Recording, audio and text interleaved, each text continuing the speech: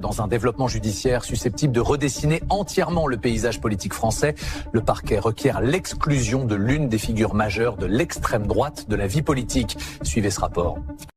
La justice française a franchi un cap décisif. Le parquet a requis contre la figure de l'extrême droite, Marine Le Pen, 4 années de prison ainsi que 5 ans d'inéligibilité dans le dossier sensible des assistants parlementaires du Rassemblement national, une affaire portant sur l'utilisation frauduleuse de fonds européens.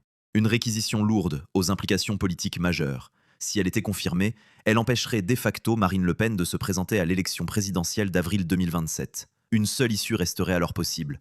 Une décision de la Cour d'appel réduisant la durée d'inéligibilité à 2 ans ou moins et écartant toute peine de prison, même aménagée.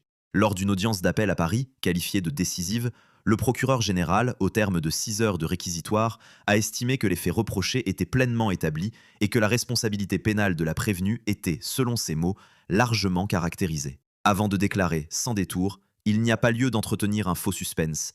Nous demanderons la confirmation de la condamnation et, bien entendu, le prononcé d'une peine d'inéligibilité. » La décision de la Cour d'appel est attendue d'ici l'été. Un verdict que Marine Le Pen elle-même reconnaît comme déterminant pour la suite de son parcours politique, sans réellement miser sur un éventuel pourvoi devant la Cour de cassation, ultime recours judiciaire en France. Entre justice et politique, la France retient son souffle.